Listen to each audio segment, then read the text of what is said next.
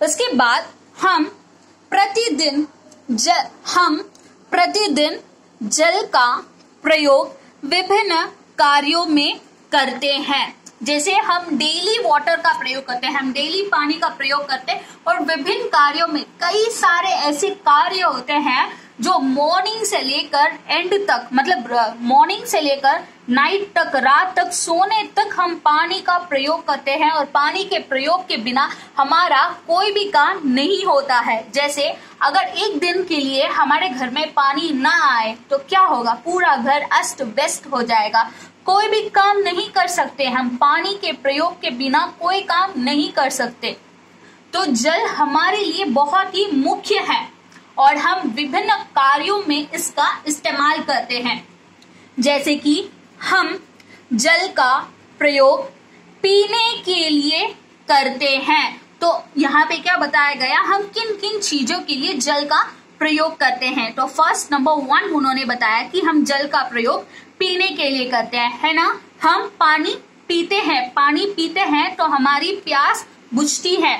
पशु पक्षी इंसान सभी जन का गला सूखता है, प्यास लगती है, और उस प्यास को बुझाने के लिए व्यक्ति क्या करते हैं, प्राणी क्या करते हैं, पानी पीते हैं। तो पानी का प्रयोग हम किसके लिए करते हैं, जल का प्रयोग हम पीने के लिए करते हैं। उसके बाद नहाने और कपड़े धोने के लिए जल की आवश्यकता होती है। तो उसके बाद हम डेली मॉर्निंग उठते हैं, अपना सारा काम, इनफैक्ट ब्रश करने के लिए भी हमें पानी की आवश्यकता होती है। तो मॉर्निंग उठते ही हम पानी का यूज करना शुरू कर देते हैं। जैसे कि नहाने के लिए और नहाने के बाद हमारे कपड़े धोने के लिए भी हमें जल की आवश्यकता होती है। जब हम नहाएंगे तभी तो हम अपने आप को साफ रख पाएंगे। इसके बाद बर्तनों और घर के फर्श की सफाई जल के बिना नहीं हो सकती। तो उसके बाद जब नहा लिया, कपड़े धो लिए, उसके बाद भी काफी सारे काम होते हैं। हमने अपना शरीर साफ कर लिया, परंतु हमारे आसपास की जगह को भी हमें साफ सुथरा रखना है, क्लीन रखना है। तो उसके लिए हमें फर्श की सफाई के लिए भी हमें क्या चाहिए, जल चाहिए। और जिसमें हम भोजन करते हैं उन बर्तनों की सफाई के लिए भी, उन बर्तनों को धोने के लिए भी हमें जल की आवश्यकता है। तो बर्तनों और घर के फर्श की सफाई जल के बिना नहीं हो सकती। उसके बाद खाना पकाने के लिए भी हमें जल चाहिए। तो खाना पकाने के लिए भी हमें जल चाहिए। जैसे कोई भी खाना बना लो, हमें वह खाना पकाने के लिए भी हमें जल की आवश्यकता होती है, जल की जरूरत होती है, और जल के बिना खाना नहीं बना सकते।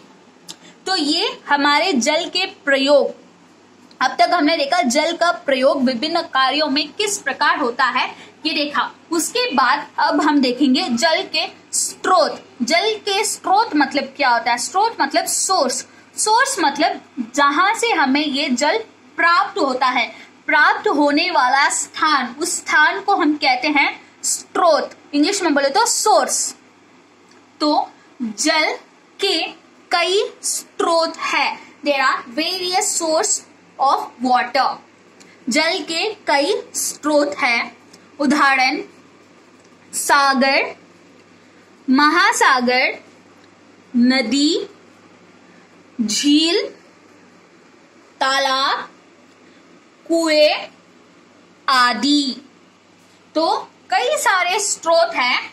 जैसे कि उदाहरण के स्वरूप हम यहाँ पर कुछ ही स्रोतों का नाम लिया है। जैसे सागर, सागर मीन्स व्हाट, सागर मतलब ओशन, सागर मतलब सी, महासागर मतलब ओशन, और नदी, नदी मीन्स रिवर। नदी हमारे जल का स्रोत है। नदी गांव गांव में बहती है और सभी जगह जल पहुंचाती है। और झील, झील मीन्स लेक। तालाब, तालाब मतलब छोटा सा तालाब होगा, आपने देखा होगा गांव में सब काफी जगह पर छोटे छोटे तालाब होते हैं, आप जाएंगे तो देखेंगे गांव में बहुत होते हैं। और कुएं, कुएं मतलब कुआं, कुआं आपको पता होगा जिसमें से बाल्टी डालकर पानी निकाला जाता है। कुआं एक राउंड होता है, पत्थरों से बना हुआ राउंड होता है, उसके अंदर इतना फीट अंदर गहरा होता है, बहुत ज्यादा गहराई में पानी होता है। तो मम्मी सब आपने देखा होगा गांव में, आपकी मम्मी सब क्या करती हैं, रस्सी से बाल्टी बांधकर कुएं में पानी डालकर निकालती है। तो ये बहुत ही गहरा खोदा हुआ होता है और सालों साल तक इसमें पानी होता है और सब जन गांव वाले उन कुएं के पानी का ही इस्तेमाल करते हैं। तो ये है जल के कुछ स्रोत। और उसके बाद वर्षा जल का प्रधान स्रोत है। तो मुख्य सोर्स क्या है, हमारे वाटर का मुख्य सोर्स क्या है, प्रधान स्रोत क्या है, वर्षा, बारिश, रेन। मतलब जब वर्षा आती है, जब बारिश होती है, तभी तो इन सब में पानी जमा होता है। सागर, महासागर, नदी, झील, तालाब, कुएं, ये सब पानी के स्रोत है, जल के स्रोत है। लेकिन इन स्रोतों में पानी कहाँ से आता है, इन स्रोतों में पानी वर्षा से आता है। जब बारिश होती है तो इनमें सब पानी भर जाता है, जमा हो जाता है। तो उसके बाद हम उस पानी को यूज करते हैं। तो ये वर्षा हमारे जल का प्रधान स्रोत है, मुख्य स्रोत है। वर्षा का जल झीलों, तालाबों और नदियों में जमा हो जाता है। तो वर्षा का जो पानी, जब बारिश आती है, वो पानी कहाँ जमा होता है, झीलों, तालाबों और नदियों में जमा हो जाता है।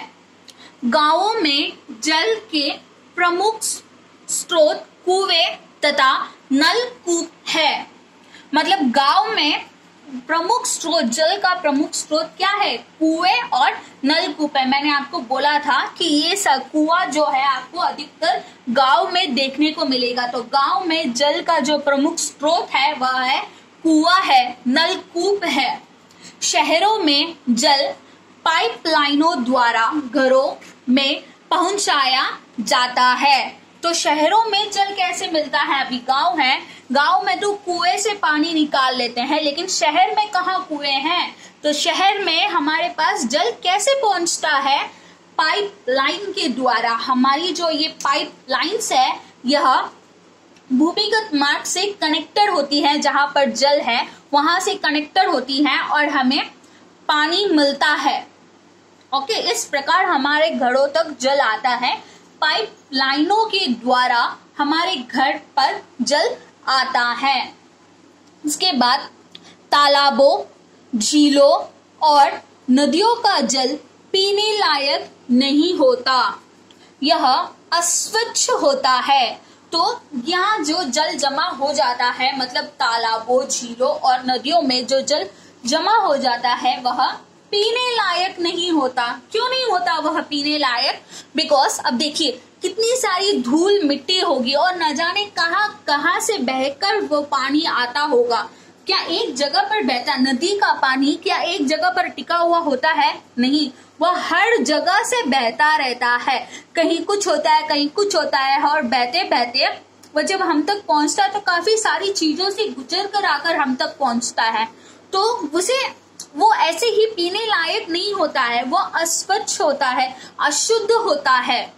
और तालाबों और झीलों, मतलब ये तो एक जगह पर ठहरा हुआ होता है ना, तालाब और झील में पानी कहाँ होता है, एक जगह पर ठहरा हुआ होता है। नदी का पानी तो भी बहता हुआ आता है और ये पानी एक जगह पर जमा होता है। और आपको अच्छी तरह से पता है एक जगह पर अगर पानी ज्यादा जमा हो तो क्या होता है, बहुत सारी प्रॉब्लम्स होती है। जैसे हम घर पर भी देखें तो अगर कहीं पर एक जगह पर पानी जमा हो जाता है तो क्या होता है, वहां पे मच्छर आ जाते हैं, वो थोड़े टाइम में वहां पे धूल मिट्टी लगकर एकदम कीचड़ जैसा हो जाता है, काफी सारे मच्छर आते हैं और बीमारियां भी फैलती है।